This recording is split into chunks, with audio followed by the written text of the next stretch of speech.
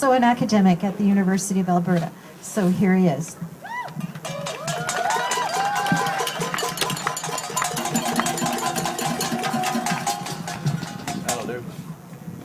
Hello, good to see everybody here. I think that the struggle of the Quebec students is extremely inspiring, and it's only escalating. It's only getting larger. As everyone knows, started off as opposition to the Churchill dictatorship's attempt to raise tuition fees. Now it's further gone ahead, and it's now opposition, of course, to the Bill 78, which is really simply passed, as everyone knows, to deny the students their right to dissent and, of course, their right to education. There's no doubt that Bill 78, as others have pointed out, is an unjust and repressive law, but it has not intimidated the students in the least.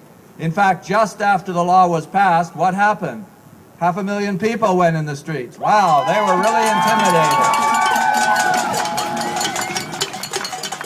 More and more people are coming forward, and it's very interesting because it seems to me that the people's desire to participate alongside the students is not just about the right to education, but also the struggle for a better Quebec, a modern Quebec that recognizes the rights of all, including the right to education.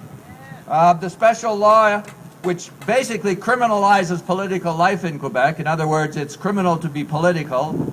Everything should be left in the hands of the government. They decide everything, right?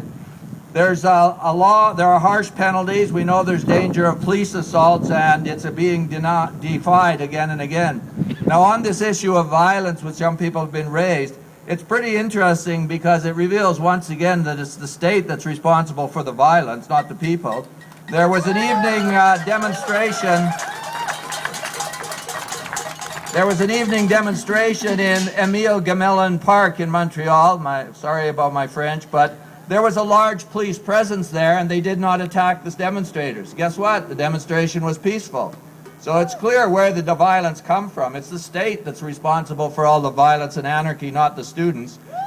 And you see that the monopoly media like the Edmonton Journal and the Calgary Herald, they're spreading all this. Not one columnist or commentator has come out in support of the students. They're all attacking them over and over again. There's a whole media campaign across Canada to attack the students. Thousands continue to demonstrate in Montreal neighborhoods and all over Quebec, and not only that, there are demonstrations around the world in support. Huge demonstration in France, there are demonstrations in the US, and also of note are, and you can hear them right here, right, again, pardon my French,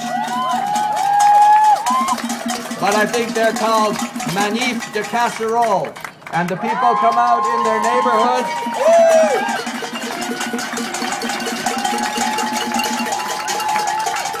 And they bang on them, and in unison to express their support for the students. Nothing stops the students, not even the weather. There's a huge deluge on a lot of places in Montreal and other places on Friday night. Everybody came out, and one reporter said, quote, "It would be easier to name the cities and towns which had no demonstrations than name the ones which did have demonstrations."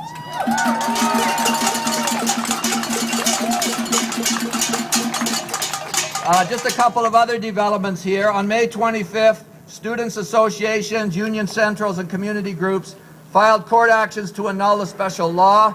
There are a total of 140 claimants from 70 organizations who are part of 2 legal actions. So the battle's been waged in the streets, and the battle's also being waged in the legal front. And as one of the spokespersons said, and I like this quote, "This contemptible law is for the purposes of muzzling, crushing, and dominating anyone who wishes to express themselves publicly." And I'm sure everyone agrees here, such a law must not pass, and it must be opposed.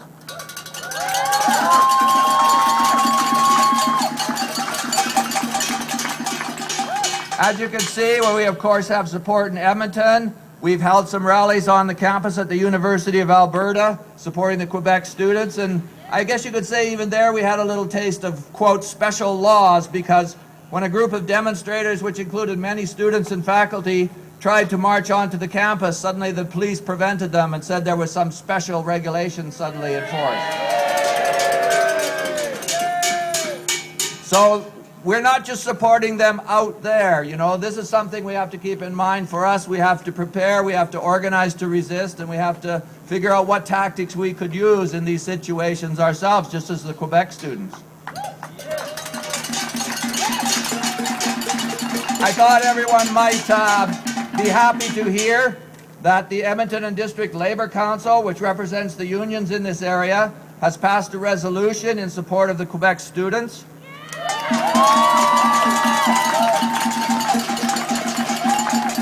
If you bear with me, I can very quickly read it. Whereas students in Quebec are in day 100 of their strike against tuition fee increases, this was on Monday, and to provide the right to education with a guarantee, and whereas the Charest government, I guess I should read dictatorship, has refused to negotiate with the students, but instead on May 18th passed draconian legislation to suspend civil liberties in Quebec and criminalize the students and everyone who assists them. And whereas Quebecers are opposing Bill 78, the special law, on an unprecedented scale, and believe me, this is unprecedented in terms of the large size of the demos, with Quebecers from all walks of life, including the unions, denouncing the law and joining the movement. And whereas students are taking the stand that the Quebec people cannot submit to this bill, be it resolved that the EDLC stands with students in their fight against the tuition fee hikes and against the suspension of civil liberties and attacks on the rights of students in all of Quebec society, and calls on all its affiliates to do the same.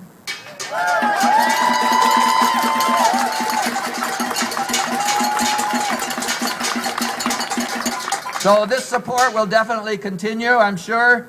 The Quebec government's attacks on the rights of Quebecers is also a warning to everyone and a call to get seriously organized to resist in defense of the rights of all. Red salute to the courage and determination of their students who through their just struggle are bringing out the best in society and pointing the way forward to a bright future.